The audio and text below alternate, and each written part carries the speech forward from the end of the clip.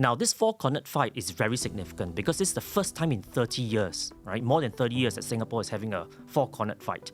So it's quite exciting, I must say. But I think the overall winner is Singapore and democracy, right? Choice is better than no choice, right? I mean, would you rather have a Tampines scenario or a Marine Parade scenario? Hello, and welcome to another edition of 5 Questions With from the Business Times.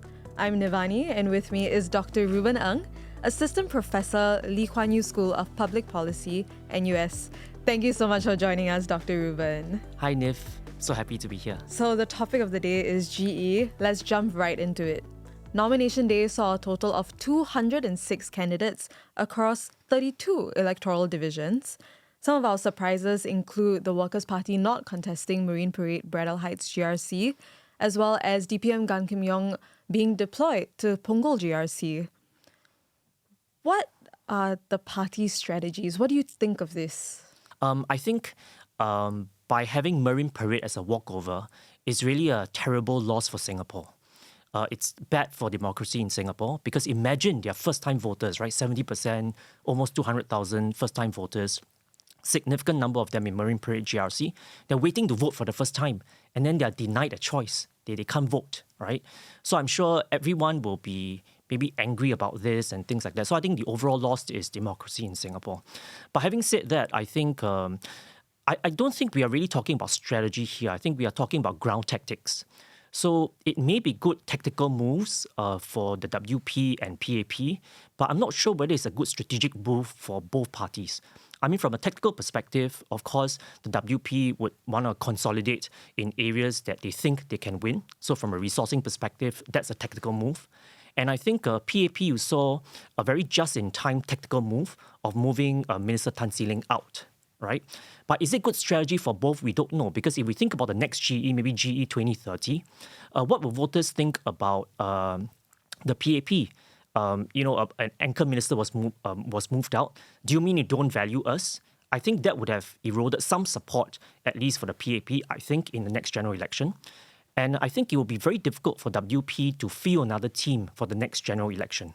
So while I think it's a good tactical move for both parties, all things considered, I'm not sure whether it's a good strategic move for both parties. And overall, I think Singapore loses. I want to ask you more about the broader issues now. Sure. So from the party manifestos that have been released, a lot of the key issues for this GE include cost of living, housing issues, and in general, job support. So what do you think is at the top of voters' minds? And what should the parties be doing to meet these needs?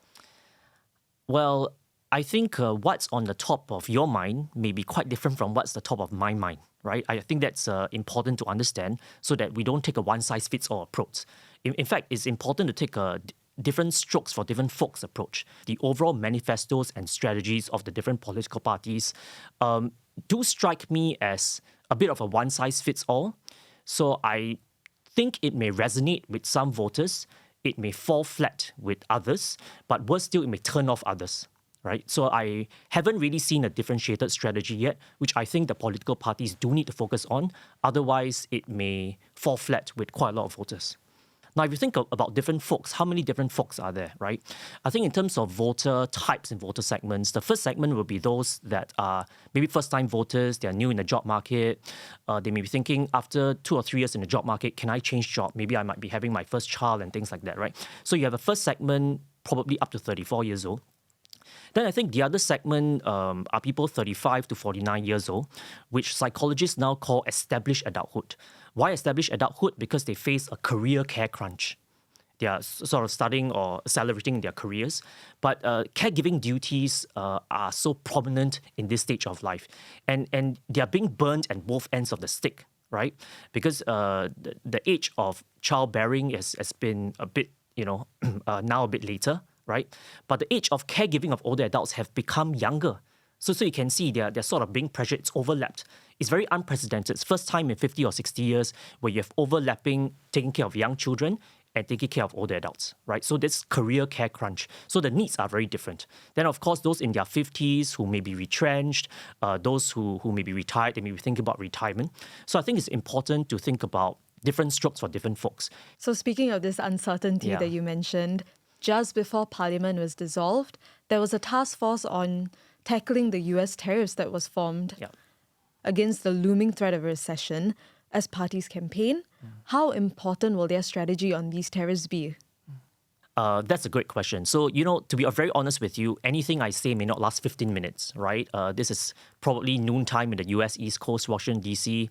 The Trump administration may come up to say something else, and everything we discuss here may be invalidated, right? But having said that, I think overall confidence in the world economy has declined. Trust in the US government, in the US in general, unfortunately has declined. So I don't think that is reversible. I think that's irreversible, okay? We will need to think about regional alliance. So what about ASEAN and Africa, ASEAN and EU, European Union, for example? So I think there are a lot of things that's going to happen there.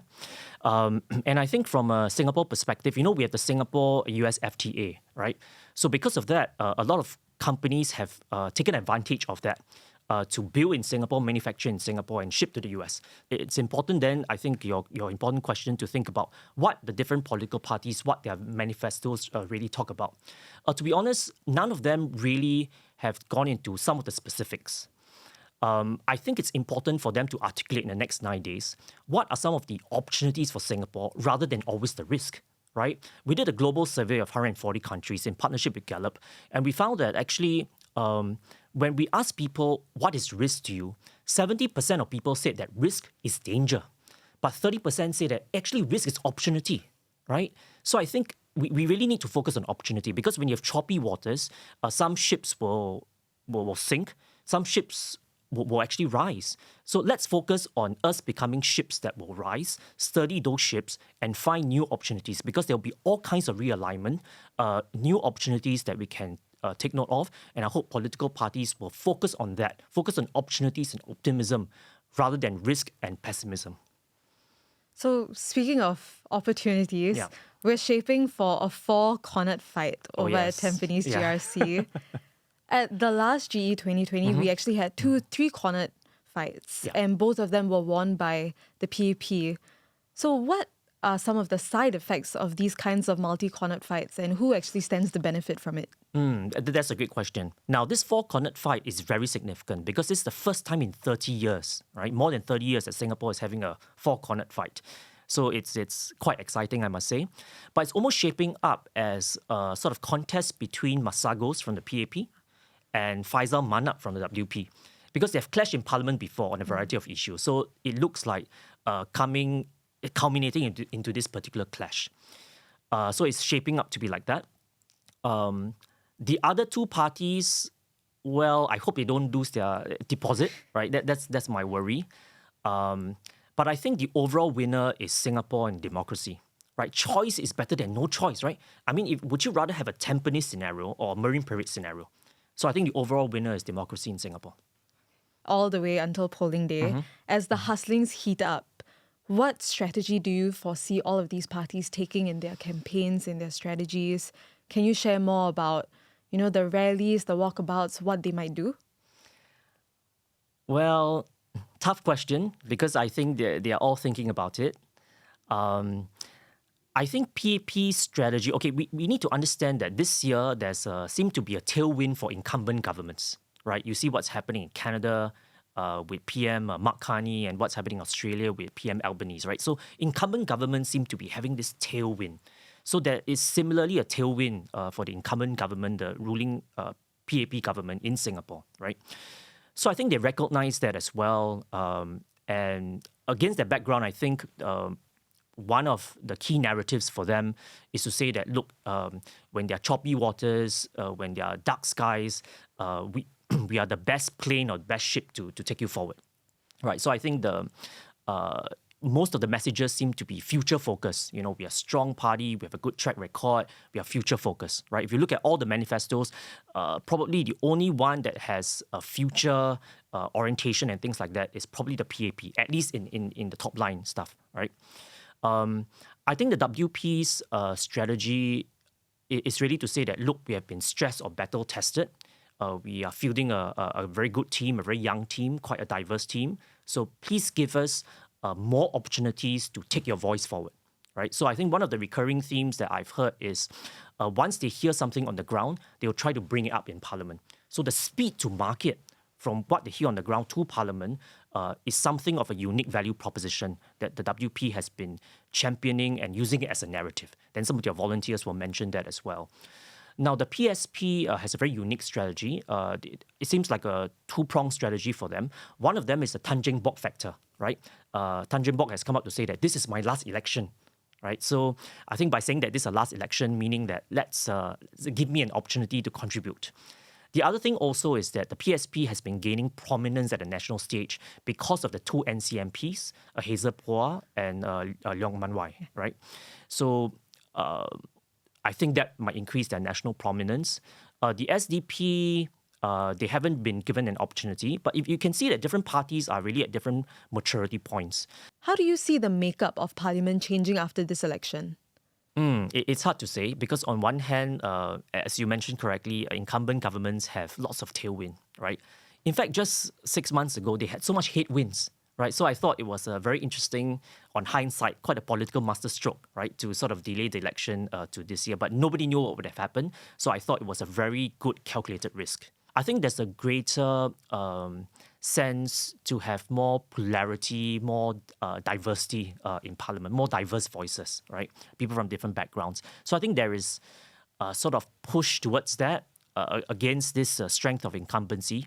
So I'm not sure, to be honest, what's going to happen, but I always think it's better for diversity of voices in government.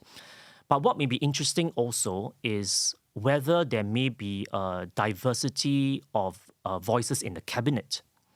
Because right now, the ruling party typically forms the cabinet, the government, right? And no opposition parties make up the cabinet. So until we have that diversity of leadership in the cabinet, not just in Parliament, then I think we would have an all-inclusive sort of team that would take Singapore forward in these choppy waters. I think Singapore, to be very honest, is at a position of strength. So because it's at a position of strength, I think it can take different forms of thinking, right? Different forms of thinking, different forms of doing things. And we must not forget that we have a very strong public service with a legacy of strength in leadership and strength in implementation, right? So I do think that there is a chance to consider some of these alternative models. But then again, it's really for the Prime Minister to decide. Because if you recall, in the last general election, because the Workers' Party won, right, another GRC, Prime Minister Lee Hsien Loong was quite strategic and magnanimous to say that now Pritam Singh is the leader of the opposition. So that was a milestone. So I think that sort of milestone brought Singapore forward, and I think it sort of augured well for the PAP. So the question is, what's next? What's next in terms of our democracy? What's next for some of our political leadership? So I think some of these ideas are ripe to be considered. But then again, we will need to see what the election results may be, what Prime Minister Lawrence Wong and his team would think and decide. But overall, I think it's important not just to be I'm pro-PAP, I'm pro-WP, things like that. It's so important to be pro-Singapore. And if we think about being pro-Singapore, then these are the ideas that could be considered to take Singapore forward. Thank you so much for your insights, Dr. Reuben, and for joining us on another edition of 5 Questions With from the Business Times. Thank you for coming. Thank you so much, Niv. I really enjoyed myself. Thank you.